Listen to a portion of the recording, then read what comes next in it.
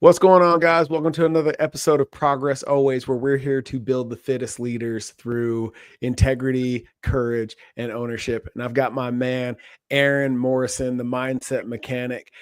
We became fast friends after a very quick dialogue in Sebastian's group.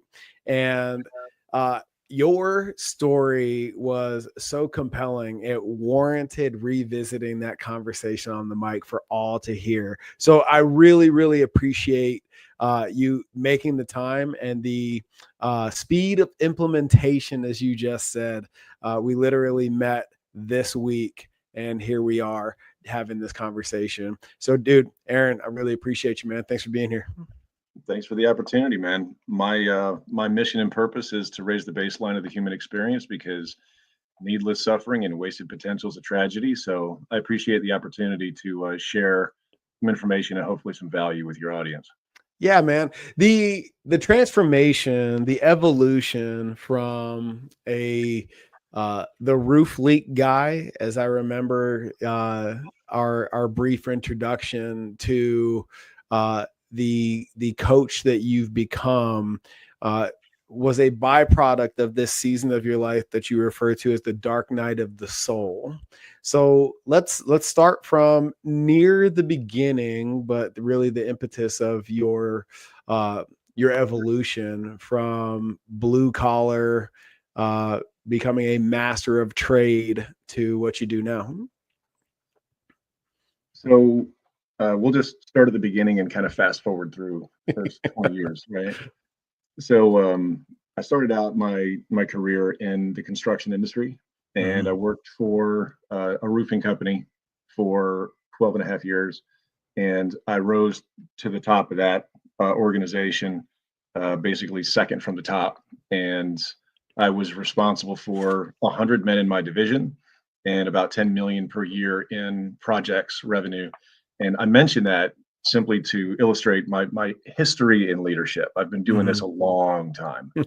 And I went off, and circumstances necessitated a division, a separation, and I started my own business, and I built that based off of word of mouth and referrals and networking to around about $500,000 a year as a solopreneur, working, I won't say like, part-time, but not killing myself. Right. And I did that for a long time. And I hit a certain point in the business that I call scale or bail, where it reached its kind of maximum potential if I was the only one working it. And I had to either hire people and grow the business, which I really didn't want to do, or I had to quit and go start over somewhere else. And I really, really didn't want to do that because that was both options terrifying and miserable. And then circumstances occurred where my divorce was final, that I'd been going through for 2.5 years, just kind of stuck and stagnated. The relationship that I had been in that started during that process ended. And that was what triggered the long, dark night of the soul. And without going into all the details of all the circumstances that transpired, let's just say that I was forced into a position of having to rediscover myself and recreate myself. And so it was through that journey of self-discovery and self-creation that I went to this training kind of serendipitously. And it was during the training that I had the realization that it wasn't about climbing on this mountain, this construction mountain. It was about deciding which mountain I wanted to climb. And the epiphany that I had was that my thinking was the limiting element in my ability to see and assess the possibilities that actually existed. And it went from this narrow-minded, narrow-sighted kind of, I either have to stay in construction, do something parallel to it, like real estate investing, fixing and flipping, that sort of thing, or being a real estate agent, or like using this knowledge somehow. And it was during that training that I got the clarity where the blinders were taken off, and I got this vision of a completely different future that was 90 degrees off course from where I was. I'm going over here, and all of a sudden, 90 degrees to the right, I went, ooh, look at that. It's like the Wizard of Oz, like the city of Oz rising in the distance. I went, I want to do that instead. And what that was the work of personal development and helping Mm-hmm. other people to have the same kind of epiphanies and the same kind of realizations that I did. Because in my mind, it's kind of like the world went from black and white to color. And the image that I had was of everybody driving around like people as sports cars, Mm-hmm. like Lamborghinis and Ferraris, and everybody's these high performance machines. But then when you look at the thought bubble over their head, they're believing themselves into a Ford Pinto or a Toyota Camry or Sure. or a minivan. Like it's our beliefs that limit the potential. It's our Mm-hmm. beliefs about ourselves and what we deserve and what we are worth, if we're our good enoughness. All of these things. It's our beliefs that prevent us from even seeing the possibilities that are available for all of us. And so my core belief is that every single human on this planet has untapped potential, because no matter how much work you do on yourself, no matter how much progress you make, no matter how far you get and how successful you become, as our capabilities increase, Mm-hmm. the possibilities increase. Right. So we will never reach our full potential. And to me, that's an exciting thing, because it means there's literally no limit to how far we can go. Yeah. What strikes me in the telling of your tale is whether it was the workshop or sometime right before it that brought you to that workshop, there seems to be a moment where you stopped externalizing, maybe even blaming others, and started taking ownership of your own path. Is that accurate? Absolutely, 100%. What what was the light bulb moment that said, maybe not necessarily this is all my fault, but I for sure have a role to play in my circumstance? It was actually years before that. And I was in a relationship and it wasn't going the way that I wanted it to. And I had a realization that, you know, the way that I was approaching it wasn't working. Mhm. And it was no longer sufficient or even acceptable Yep. to blame circumstances or to blame outside influences or anything else. That if I was going to have the sort of relationship that I wanted, if I was going to create the sort of life that I wanted, that I was going to have to tear myself down and Mhm. build myself back completely new, completely different. And I'm the only one that could do it. And so what you just touched on is actually what I consider to be the very first transformation required in our personal development. Mhm. And that is moving from being at the effect of external circumstances, like you said, externalizing Mhm. our, our blame or fault or whatever, versus being at cause for creating the results that we want. Yep.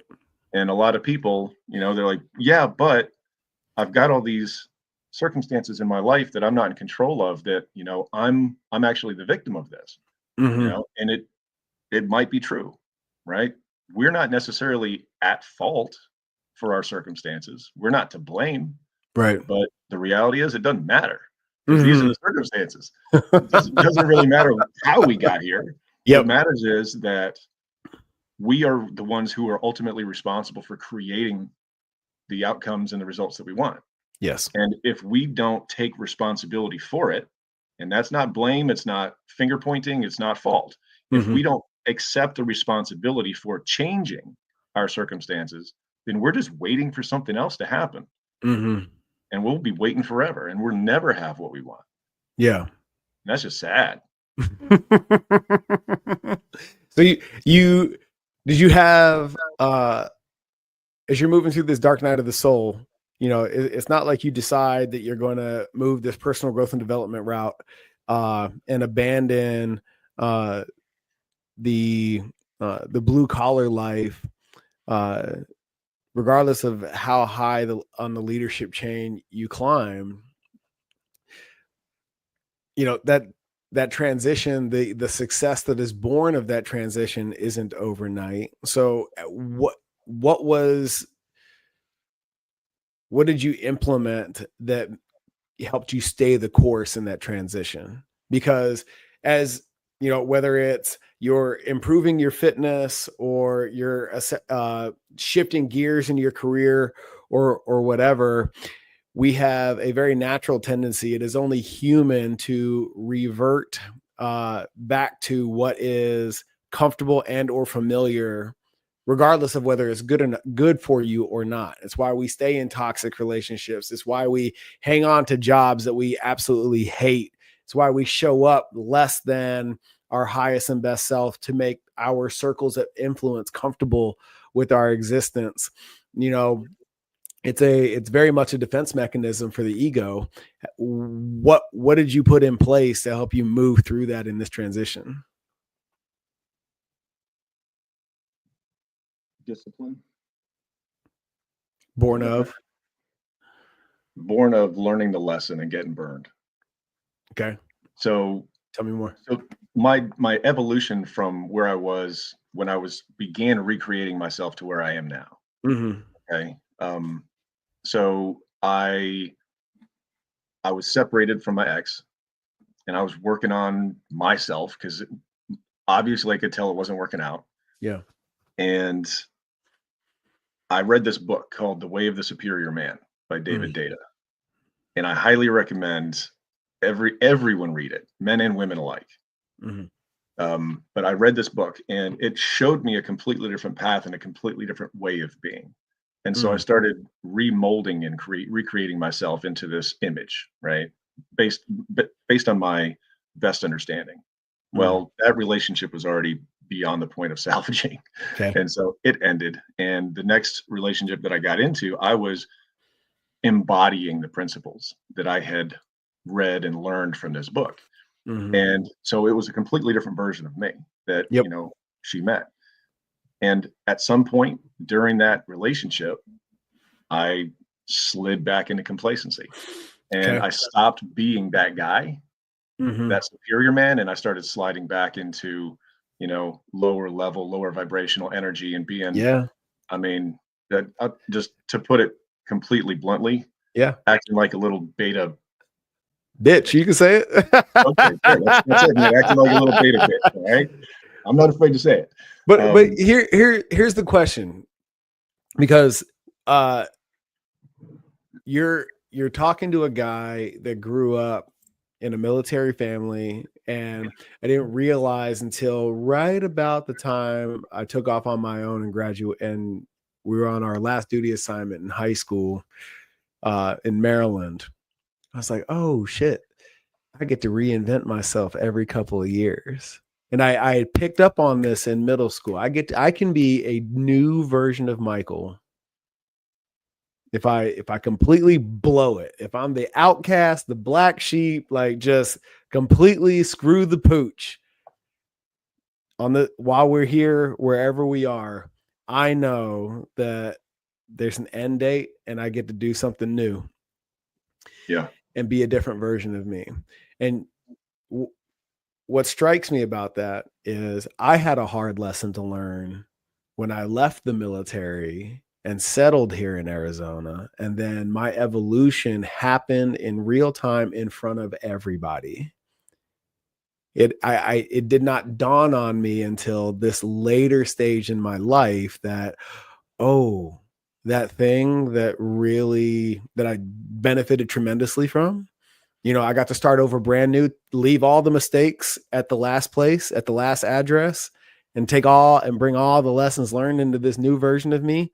Well, now people remember that shit and they're still here, and what jumps out, you left that one relationship, made the decision that you weren't going to be that guy anymore, and you brought the new version of Aaron into this new relationship. What is the importance, or is it important, to change your environment and your circles of influence / relationships so that you can be fully that higher, better version of yourself? It's very important. Is it necessary? I take that back. Let me ask it better. Is it absolutely necessary? I don't think so. I Mm-hmm. think that if you're determined enough and disciplined enough and committed enough to create that transformation and make that change, Mm-hmm. that you can achieve escape velocity from whatever those circumstances are. It will just require more energy on your part Mm-hmm. to get that momentum going so that you can Sure. extricate yourself from that situation.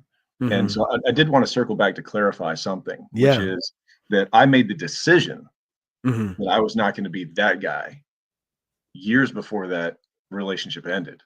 Mm-hmm. It was just too late. We'd gotten, too much into the weeds, and Yeah. it wasn't going to work. So consequently, I had time to work on myself before I got into the next relationship. And it was in the point that I want to make, and I want to punctuate it so that everybody gets what I'm saying is Mm-hmm. I improved myself, I got complacent, and I burned myself again Yeah. because I wasn't committed enough to that transformation to make sure that it stuck. Got it. Yep.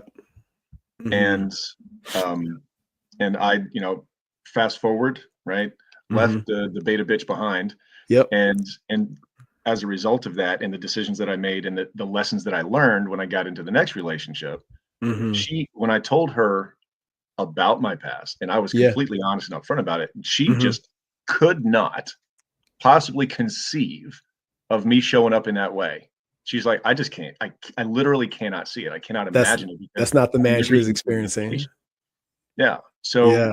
and I bring that up not to like, I don't want to make it all about relationships and everything. No, I got It's it. about the lessons learned and Mm-hmm. the applicability to different contexts. Right. And Absolutely. so in any endeavor, in any area of life, it's when you learn the lesson, make sure that you anchor that in, Yeah. make sure that you really, you know, on a cellular level, like Mm-hmm. really decide that you're going to own that and Yep. don't allow yourself to backslide because you're going to have to learn the lesson again. Mm-hmm. And it's going to be even more painful the second time because you're like, I should have known. I Yeah. should have known. Well, what's crazy about that is, and why I really went after the absolutism of it is because we talked about frequency bias Hmm. earlier this week, and Yeah. that being when you see a principle at play, a universal principle at work in one sphere, you see it in all spheres, right? Hmm. And uh, it the question I now have is it easier to just cut bait, change the relationship, change the circle of influence, change the environment to be the better version of yourself, or to plant that flag in the ground and say, this is who I am now moving forward. You're going to have to change. What's best practice? But well, best is a label, right? So I try to avoid, Yeah. good, bad, better, worse, right, Mm-hmm. wrong, labels like that. I say labels are limitations because Okay. once you in your mind put a label on something, now that's what it is, and it can't be anything else. Mm-hmm. So I try to remain try. I don't like that word either. I endeavor to the best of Yes. my ability to remain as neutral as I possibly can about different things because Mm-hmm. in one context it could be useful, in another context not. Absolutely. So with specifically with regard to the question that you just asked, and that is it quote unquote easier to cut bait and walk away or to stay in the situation and plant the flag Mm-hmm. because of commitment and consistency bias, right? If you're in this, let's just kind of game it out.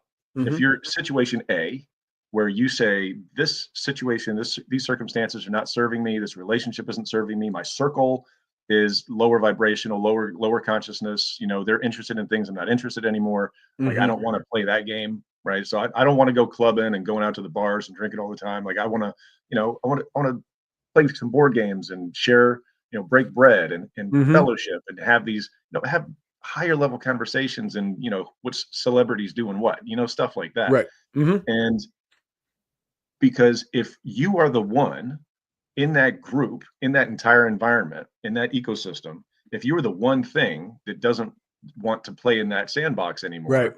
Mm-hmm. then the momentum that all of them have moving in a certain direction, and all Yes. of a sudden you're going to stop, and they're going to want to keep moving. Mm-hmm. And there's a concept that I've observed, and that is that when somebody decides that their current circumstances are no longer adequate, no longer Mm-hmm. satisfactory, I'm no longer content, that Yeah. I want more. Mm-hmm. In their pursuit of more, it makes the people around them feel uncomfortable, because Mm. when that one individual breaks from the status quo, it it's creates a contrast between them and their pursuit and the people around them. And the people around them who don't want to change, they Correct. want to maintain the status quo. They want to stay in their comfortable, Mm-hmm. warm pile. Yeah. They want to stay there. They're going to resist and try to pull that other person down. The Crabs in a proverbial bucket. crabs in the bucket, Yeah. exactly. Yeah. Yeah. So the whether it's easier, I would say it's easier to cut those ties and walk away, Mm-hmm. right? There's certainly less resistance on Yep. the person who wants to make the transformation. Yeah. The question is, how important to that individual are those other relationships, Mm-hmm. and is it worth making the effort to bring them along and lift them up as they rise? Yeah. Yeah. To give them the opportunity to step Mm-hmm. into a different reality and a different possibility for them. And if they don't, well, I mean, I got to do Yeah. what's best for me. Dude, I love this because this is my wife and I refer to it as updating and upgrading our agreements. Okay. Hmm. Yeah. When this is a concept born of a lot of work on ourselves as individuals and our relationship, and also my absolute disdain for the word compromise. When you talk to folks that embody what it is to be a successful couple, whatever that means to you, right? And you ask them, what's the secret? You've been together 50 years, 35 years, 15 years. What's the secret?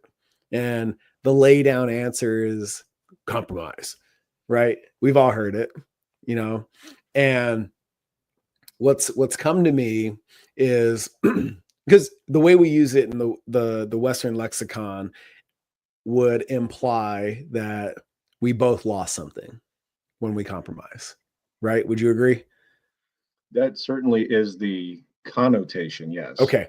So that being said, if we make an agreement, you and I, on something that is between us and not us, that agreement, you following? Okay. Okay. Yep. So my wife and I, when we got together, she was making good money. She was crushing it in life. And then she transplanted down here and continued down that path. We got married, started having kids. She left corporate, launched her thing. The pandemic happened. That all fell apart. She came into business together with me, right? And all of this is happening under the premise, the now outdated agreement that she was going to continue to work. Okay. I came home and had a moment of clarity after an 8-day retreat where we did, like, I shit you not, 10 to 12 hours a day for 8 days straight of deep work on self.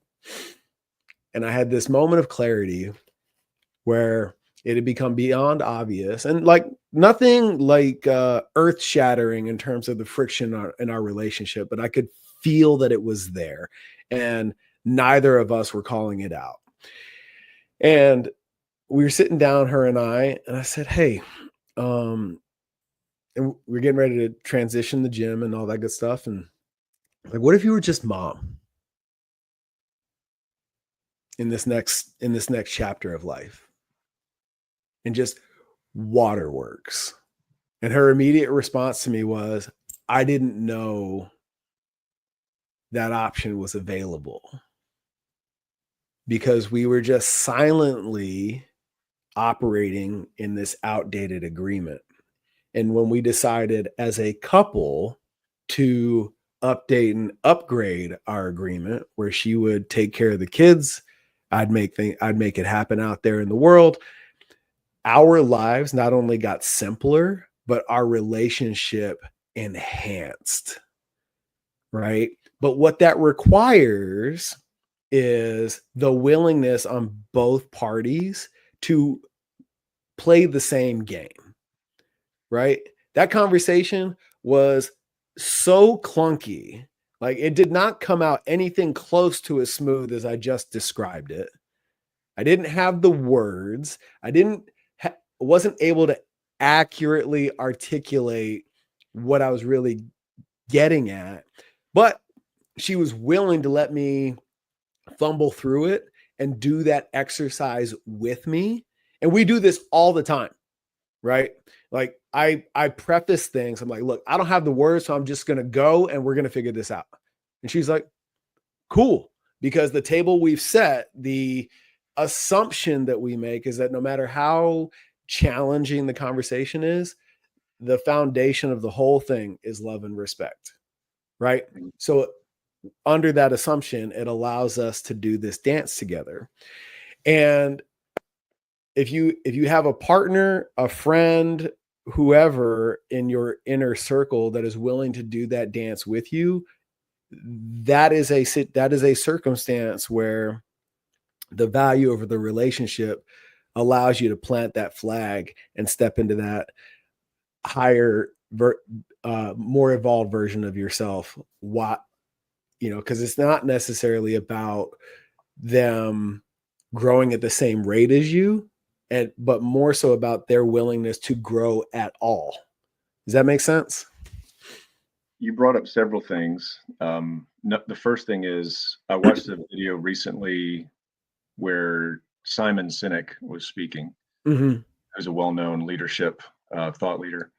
And in it, he was saying, my definition for a friendship and a romantic relationship and any other kind of relationship is the same. And that is that we are both committed to making each other better.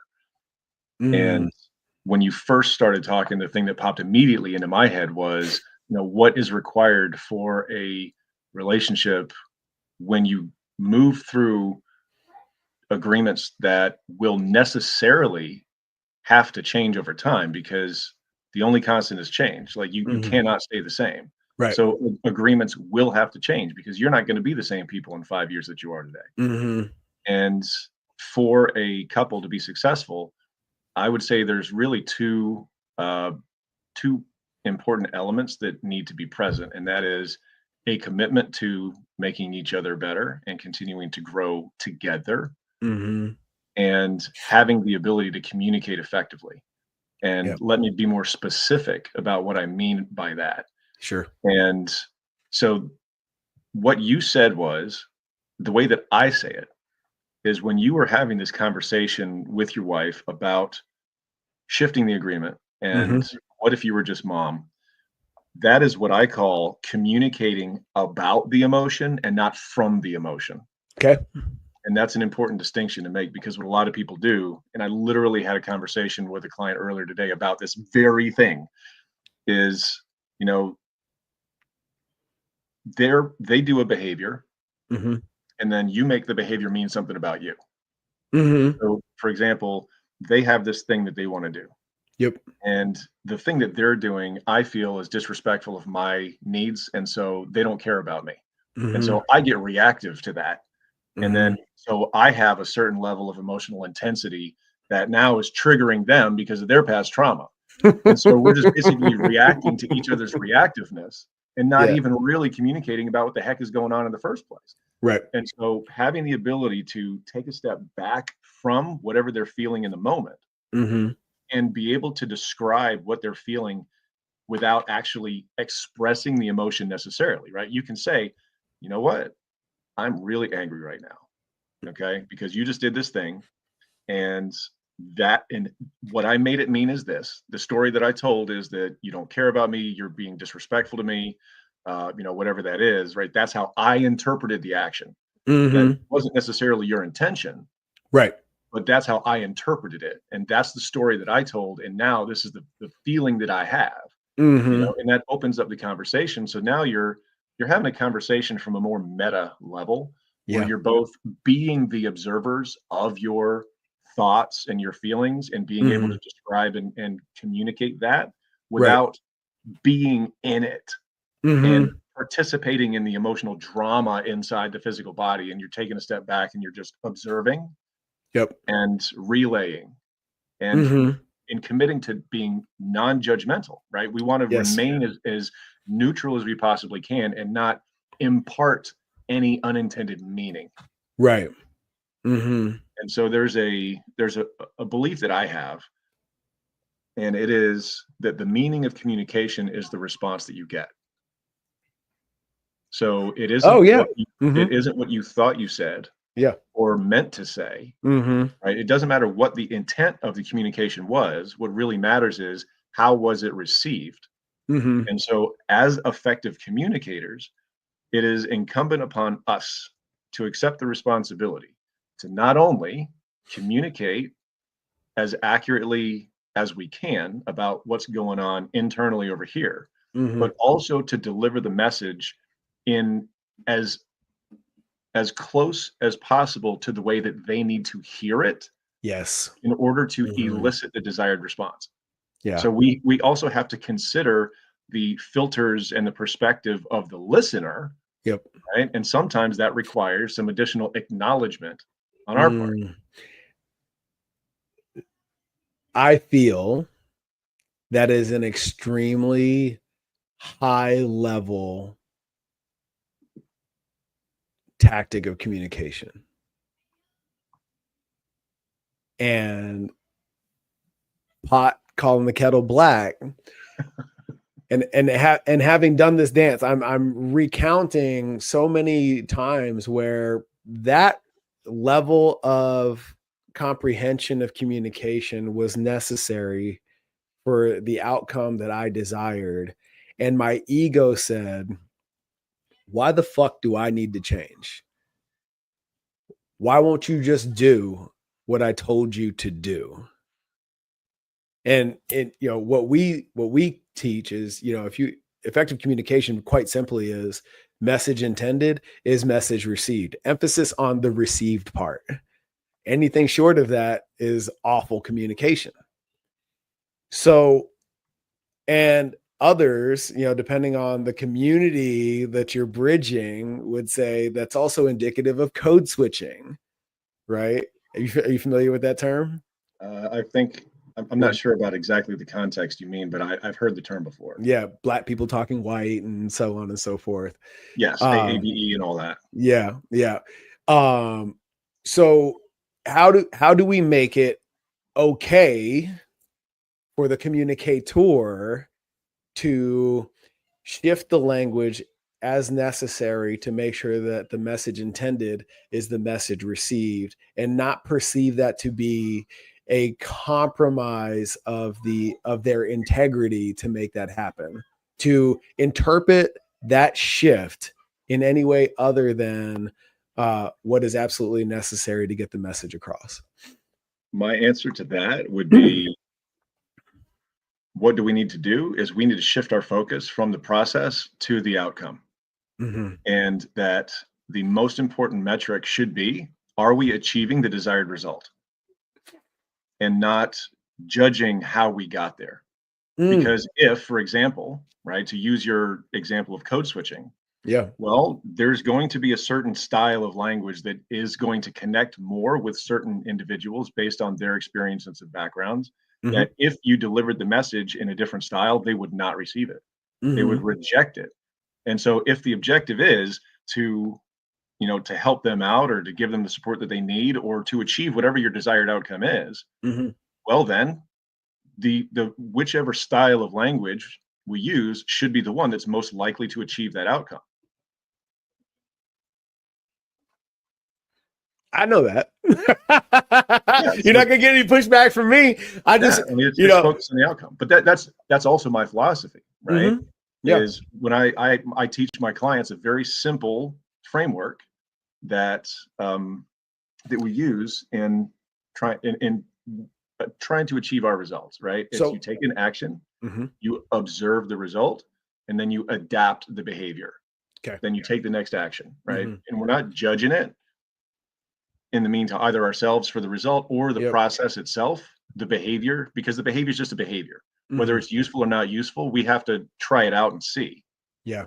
but that's Mhm. it. Action, observation, adaptation. And we just So keep that loop. what is it about that process that some would consider or deem to be inauthentic? I don't know. I've never had anybody accuse me of being inauthentic.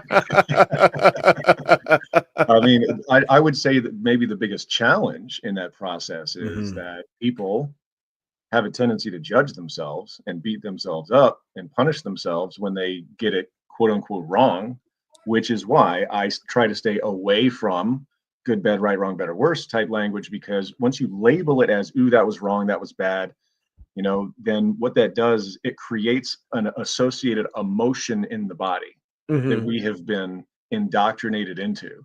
That we Mhm. don't want to raise our hand and get the wrong answer because then we're embarrassed and we're judged and all the kids are laughing at us in class, right? We still have that same, I don't want to get in trouble, I don't want to get it wrong instinct as adults that we've Right. carried with us all the way from then. And Mhm. so here's the thing that I tell people that I want them to remember. You only know that something was a mistake in hindsight. Uh-huh.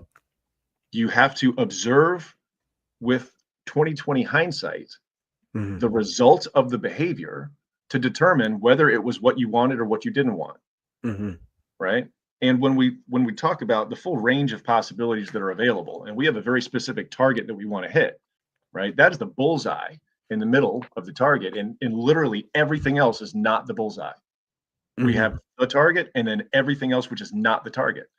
And the problem is not that there's so much more not the target than there is the target, and that the Mhm. target's so small. The problem is that people have a tendency to punish themselves when they don't hit the target, Right.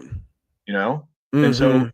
that is the problematic part of the process that we want to eliminate, because what happens is we do a thing, we Mhm. assess the value of the Mhm. thing, right? Which we then take personally, and Yeah. we associate ourselves with the value of the result that we just got, rather Mhm. than it being ascribed to the behavior only. Right. And then they spend a lot of time in that low vibrational energy, beating Mhm. themselves up and I'm not good enough, and Right. feeling guilty and shame and all these other things. And the problem is it pulls them out of the higher vibrational, more productive, powerful, useful, resourceful energies of confidence and motivation and Yeah. joy and love and excitement. That Mhm. those are the emotional states that are conducive to success. Yeah. And then the beating ourselves up and punishing ourselves over the mistakes we make Mhm. puts us in a disempowered state, which is not resourceful, not useful Right. to creating the outcomes that we want. So So it's not the missing that's the issue. It's the fixation on missing that brings your vibration down. yes, Okay. So I feel like that's a very important distinction to make for the sake that a lot of people I won't say most a lot of people are afraid to even try. because they're afraid of getting it wrong Right. and what that would mean about them.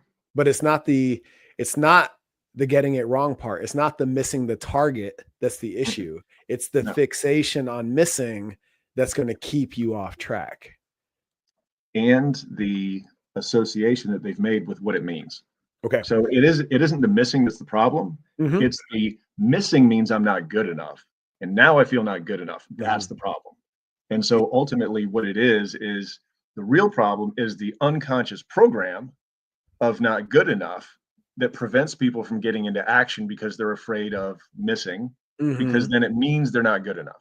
Yeah. So when we have these unconscious fears, then what the unconscious mind does, because its job is to protect us and keep us alive, Yep. if we have these unconscious fears, the unconscious mind will distract and blank the mind. We'll do brain fog, we'll do distraction, we'll do avoidance, we'll do procrastination, right? To avoid a situation where we could confirm that fear. Mhm. And so for a lot of folks, it's easier and more comfortable to sit in the not knowing of I'm afraid that that's true versus putting themselves in a situation where it could be potentially proven true. Right. I want to be specific. It's not even proving it true. It's just confirming it for themselves because of that confirmation bias. Mhm. How do we get past that? Well, How do we convince ourselves to bravely take that swing? the easy answer is just do it anyway. That's very Jocko. Do it, you know. You know? Go. Yeah. Oh no, I mean, what is he says go. Yeah. this is my Mel Robbins 5 4 3 2 1 go. Mm-hmm. I 5 second definitely rule. channel the David Goggins, Alex Hormozy energy of Mm-hmm. just freak it, just do the thing, and Yeah. there gets to be a point where people have allowed their fears and doubts to stop them enough that they Mm-hmm. finally get to a point where they go, you know what, that's it, I'm sick of this, I'm done with this crap, and a decision point happens. Yeah. That is the moment of transformation where they say, I am done Mm-hmm. letting that crap stop me from living the life I want to live. And Mm-hmm. you know what? I don't care. I have built up so much energy and determination that I'm going to smash through Yeah. whatever that barrier, that Mm-hmm. obstacle, that roadblock is. I'm going to smash it. I don't Mm-hmm. care. Or they could follow various processes of, becoming aware of the limiting thinking. And Mm-hmm. if somebody, so the point at which we interrupt the process in the cycle in the loop is the feeling that we have, Mm-hmm. becoming aware of the feeling, present to the feeling. Because when we have a feeling that we don't like, right, this is an indication that there's something happening that's unnatural. So Mm-hmm. my belief is that it is not our nature to suffer. Mm-hmm. Therefore, anything that causes suffering must be unnatural. Anything unnatural is untrue. So any thought which creates a feeling of discomfort or suffering in the body is an untrue thought. So when we have a feeling we don't like, we ask ourselves, what was I just thinking about? What were the thoughts Mm-hmm. that I was just having, right? To identify what is the I'm not good enough, I'm afraid of getting it wrong, because I don't deserve, or I'm not worthy, whatever it is that people say, I don't belong. Mm-hmm. Um, what is it that you identified? Well, whatever it was that created the feeling, because it's unnatural, is untrue. Mm-hmm. Therefore, what we want to do, because we understand confirmation bias is forcing us to find information that's consistent with that limitation, Yep. right? So we have to make a conscious decision to search for the evidence of the opposite. Disconfirming So information. Yep. if I'm not good enough creates suffering, therefore untrue, well, then some form of I am good enough or I'm enough must therefore be true. So what we do is we then look back through our memory banks over the past, and we go, where in my life can I find evidence that I'm good enough? And Mm-hmm. we make a conscious decision to focus on doing, of finding that, Yeah. right? And so that's the process that they can do. Learning by repetition, right? Mm-hmm. And that's a practice that's useful over time. I still do it myself, Oh yeah. and it is a lifelong process that we are always going to be, to some varying degree, observing our own reactions to things and then Yeah. seeking to learn what we can. The Mm-hmm. shortcut is installation, and Okay. that's what I do, right? Yeah. Is the client comes to me, they have some unknown resistance, some block that they don't know what's going on, but they just know that they're not doing the thing that they need to do. They Mm-hmm. know what they're supposed to be doing, but they're not doing it. Yep. That internal resistance, like that's what I call the doing problem. And Yeah. so we figure out what exactly is that program that's getting in the way, right? Mm-hmm. That limiting belief that prevents them from getting into action because they're afraid of confirming it. Yep. And then utilizing different techniques, including hypnosis, to get rid of it, right? And Mm-hmm. so we literally can rewire and reprogram those subconscious beliefs in a matter of minutes, hours, right? Mm-hmm. Literally just yesterday had a client come in with 40 plus years of nervous system dysregulation, anxiety, constantly waiting for the other shoe to drop, hypervigilance. Yeah. At the end of 90 minutes, she said, I feel the safest in my body I've ever felt in my entire life. And I'm going to go take a 4 hour nap now. Yeah. I feel so calm. She goes, I've never felt better. I'm going to go Mm-hmm. take a nap. Mm-hmm. So that's how fast we can achieve these types of results. So Is it as simple as let's talk about self-worth, right? I'm experiencing feelings of being unworthy, not worth it. Uh, mhm, lack of value. Yeah, I'm a Is it burden. is it as simple as simply asking yourself where I need to find a place in my past where I felt valued? Is I it is that an oversimplification of the process? I wouldn't say it's an oversimplification. Maybe I oversimplified it. Okay. So I described the framework and the process by which we kind of Mhm. manually go and unwind those old programs Mhm. in it from a conscious Yep. observation, perspective. Mhm. And it's simple, but it's not easy. Yeah. And Mhm. the practice of observing our thoughts and feelings, right? To Mhm. become the observer or the noticer, Yep. it is a practice, right? Mhm. And it's something that we get better at. And the more we do it, right? And here's a key component. Yeah. The more we're able to get out of our head Mhm. down into our heart, Yes. where the inspiration lives, Mhm. and to trust the answers that we Yep. get from Mhm. the unconscious mind, right? If we Mhm. ask the unconscious mind, is this good for me or not? You'll know. You'll have an instantaneous Yes. feeling of knowing, Mhm. right? And so whatever it is, it's like, okay, unconscious mind. And I actually like to imagine the unconscious mind as a completely separate entity. And I'm Yeah. having a conversation with it that is not me. Mhm. Because I mean, it is not me, Mhm. right? It actually isn't me. Right. But I have a conversation with it like, like it's a 5-year-old and takes everything personally because Yeah. it is and it does.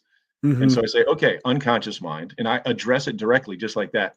What is it that we were just thinking about or that you were just thinking about right before that feeling? And Mhm. it'll come up. And we have to learn to listen and learn to trust the Okay. answer. Yeah. And then once we have the answer of, whatever that limiting thought was, Yep. I don't belong, I'm a burden, I'm not worthy, I don't Mhm. deserve, whatever it is, then we go, okay, yes. Now we go in search of evidence of the opposite Mm. in the past because the Yes. reality is we probably do have plenty of evidence. We just Mhm. ignored it Yep. because it was inconsistent with our beliefs. Mhm. Yeah. Yep. Beautiful. Beautiful. Now, how do we get we talked about frequency bias. How do we get confirmation bias to work in our favor? Because you talked about the remedy, the easier way is installation, Mhm. right? And leveraging confirmation bias from that perspective. How do we make that happen? Confirmation bias. Well, confirmation bias means our tendency to notice things that Mhm. are or interpret things in a way that's consistent with what we already believe to be true. Mhm. And this is why the social media algorithms are so dangerous, is Oh, because yes, the algorithm is your fault, baby. they are so advanced in terms of like they know how long you are on a piece of content. You know how Mhm. many they know how many times you watch a piece of content. They know what you engage with. They know what you comment on. They know what you like, share and save. Mhm. They even track eye movements through your front facing camera. Okay, when you're on these Yeah. platforms, Mhm. so they have a tremendous amount of information about you. So and the whole purpose of social media is to keep your eyeballs on the platform so they can show you more ads and Mhm. generate more revenue. Right. And so I went from at one time believing that there was uh, a politically dichotomous agenda at play, Mhm. and then I realized it doesn't matter which side you're on. You can fall down a rabbit hole on the left and a rabbit hole on the right and be in your Mhm. echo chamber and never see anything from the other side. Mhm. And then I realized it's all just a distraction. Yeah. It's all just, for the purpose of dividing people along, increasingly small lines. Sure. But the algorithm, it hijacks that, right? And it Yep. feeds us what we already believe. So it's really easy for us now to go find information that proves that we're right. And Yeah. people love to be right, Mhm. right? In fact, a really great technique for eliciting information, if you want to get information from somebody, is to make a statement that's incorrect. and they will feel compelled to correct you. Even to the point where they're giving up valuable information that they would not otherwise give had you asked for it, they wouldn't have told you. But because you made an incorrect statement, now they're going to freely offer that because they feel that internal drive, that compulsion that they have to correct what's wrong, right? So it's an innate human need. So what we want to do is we need to focus, make a conscious effort to focus on searching for the evidence that proves that we are good enough, that we do belong, that we do deserve, that we are worthy, right? We make a conscious effort to search for that, and simultaneously paying attention and being vigilant and diligent about noticing when that negative thought comes up, that we catch it and we go, nope, cancel, reject, delete. That's what I do. Cancel, reject, delete. I reject that. And then switch it, flip it. It's like, oh, I'm not good enough. No, cancel, reject, delete. I'm good enough. Right. Affirmations is a really powerful technique for this. Oh yeah. And I know affirmations get poo-pooed.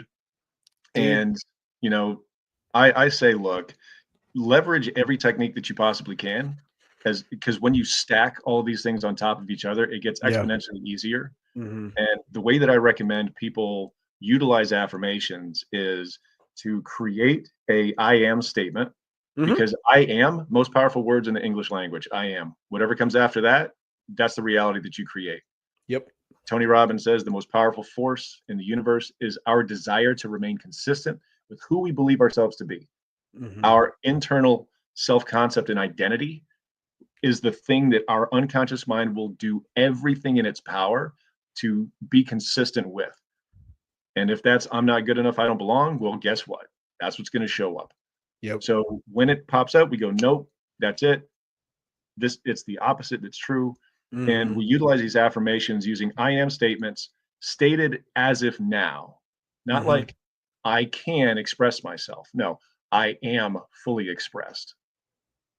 Right. So it's as if now. And what'll happen is, because it isn't true in the present moment, the unconscious mind has a tendency to go, that's nonsense. That's not true. And then you'll feel silly while you're standing in front of the mirror looking at yourself saying these things that you know consciously aren't true. And the unconscious mind is going, come on, this is silly. This is dumb. You know, but if you keep doing it and push through it, eventually what you'll find is that it gets to feel more and more comfortable, and it feels more and more right, until eventually you get to the point where I'm enough, I'm loved, I'm supported, I'm worthy, I deserve, where you own that truth in your bones on a cellular level, right? And at the point where it's like, yeah, of course, I know that. And that old program stops coming up. It's like, all right, great. Now you've shifted that. Now you can move on to something else. Yep. You know, use it as long as it's useful, and then pivot when it's not. Dude, I love that, because there was a period of time, you know, for people that have been listening for a while, they know about my getting kicked out of school journey, the inciting incident of my hero's journey.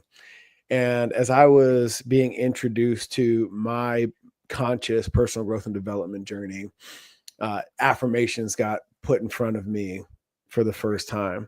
And dude, I had a binder full of them, you know. And I was always the kind of guy, even as an athlete, he said, Michael, go run through that wall, you'll be a better player. Okay, cool, let's go do that, you know. And that's just how I took in coaching. And when affirmations got put in front of me, I pulled out every page in that binder and I put them up all over my house. People, like the girls that would come over to the crib at the time, thought I was absolutely insane. They were in front of the toilet, on the roof, above the bed, beautiful mind, in the cupboard, fucking everywhere, dude. I was in such a dark place for such a long time, dude. I took everything and applied it. And man, to your point, even if you don't feel like you're noticing it at a conscious level, your subconscious is picking up all of that shit all the time. 100%. And dude, is when I got told that, I was I was in such a position to receive everything. To your point, like I will not tolerate this version of me anymore. I was so ready. I was in such a state of change readiness. Yeah. That no matter what dude, if they told me, dude, eat a clove of garlic every night before you go to bed, you'll be a better person for it. In that period of my life, I would have done it. And dude, affirmations started to pull me out of that dark place. And I started believing in myself again, and good things started happening, but that's just a part of the equation. But like when you say they get poo-pooed, I'm like, no. They fucking saved me, dude. There's a tendency that people have to assume that the basics are basic. Beneath And us. yeah, they move on to more advanced tech. Oh, yeah, I've done that. That's for beginners, Yeah. But they fail to remember that the best athletes in the world drill the basics more than anything else. Right? Block and tackle. Yep. Like it's the basics that get you through. The basics are the foundation. Yep. And I've heard so many folks, badmouth affirmations, and it's like, maybe it's not for everyone. Maybe everybody, it isn't the most effective technique for everyone. But I have seen it do far more good than not. And another really powerful way to utilize affirmations is to record yourself saying them out loud, and then listen to yourself speaking them right before you're going to bed, and then right as your first thing when you're waking up in the morning. That's how I start my day. And the reason is because, for the benefit of your audience, for those who don't know, the reason is because when you go from beta brainwaves, which is alertness and awake, to asleep, which is delta brainwaves, you pass through alpha and theta. Alpha is a light trance and theta is a deep trance. And so you naturally pass through these brainwave states as you're falling asleep and as you're returning to wakefulness. And what's happening is your brain is in a hypnotic state. Yes. And so it is very, very suggestible in that state. And so when I do hypnosis with clients, they're either in alpha or theta. Sure. Most of the work, the techniques that I do with clients, they're in alpha state. They're in a lighter state of trance where they're still consciously aware of what's going on and they can talk and all of this. But I'm very capable of sliding these suggestions in directly to the unconscious mind so that we create that transformation that much faster. And so folks can leverage that natural hypnotic, hypnagogic state, I think it's called, but that natural hypnotic state, right in that twilight space between sleep and awake, so that they can literally self-hypnotize themselves into with these affirmations. And actually, all hypnosis is self-hypnosis, really. I just provide the instructions, but they still have to do the thing. Right. But yeah. Okay. Dude. So if somebody's on a mission to get out of their own way in your practice, first of all, awareness is the first step. We've talked about that.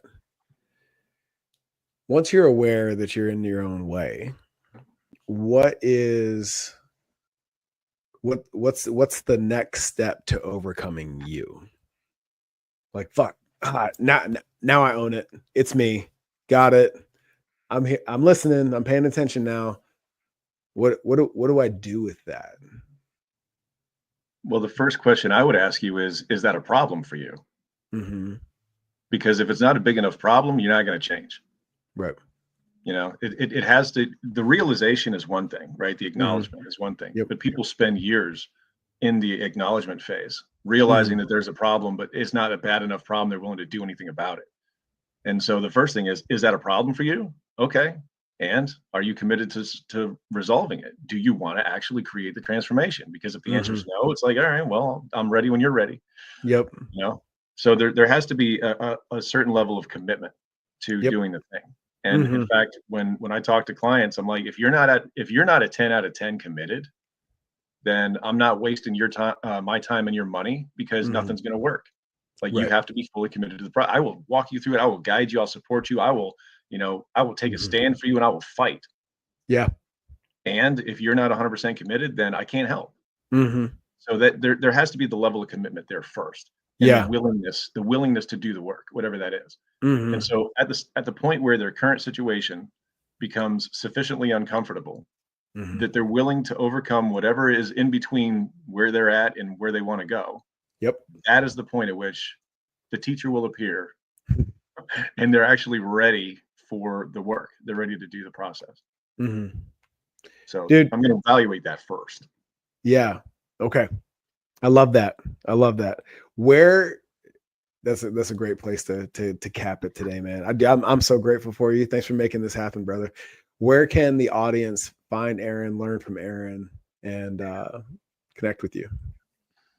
So you can find me on Facebook, Instagram. Instagram, it's at Coach Aaron Morrison. They got all my links in the thing in there. And can I do a little giveaway thing? Oh, let's rock, man, for sure. I'll get it in the show notes. All right. Let them know.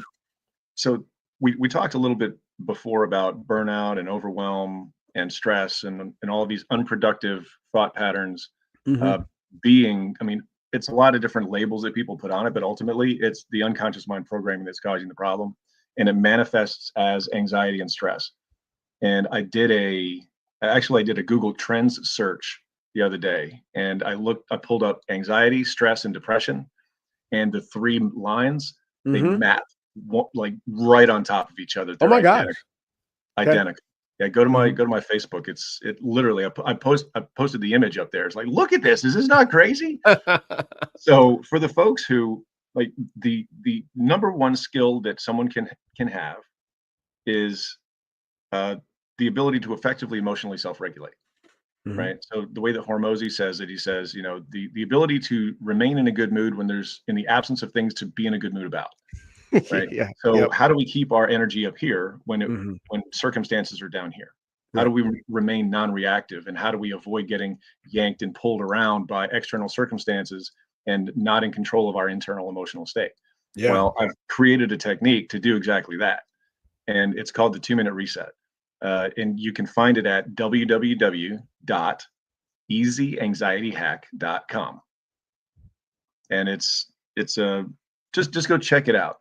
And I do it. I love doing it live, because every time, like, who wants to get rid of their anxiety in 2 minutes? And everybody's like, I do. And then there's always one person that goes, you can't do that. There's always one person scoffing in the audience. So we do the technique, which is exactly www.easyanxietyhack.com. Do that technique live, and then afterward, I'm like, all right, now whose anxiety either significantly reduced or completely eliminated? And every single time, it's the scoffer is one of the people that raises their hand. Oh, nice. They didn't believe it, but they still got the result, and that's how powerful this stuff is. Okay, awesome. So I appreciate the opportunity to come and talk to you and your audience, man. It was fun. Dude, massive value, man. Most definitely. And I'm looking forward to all the collaboration that's going to be born of this relationship, man. I'm pumped to know you, and I'm glad to know you more, man.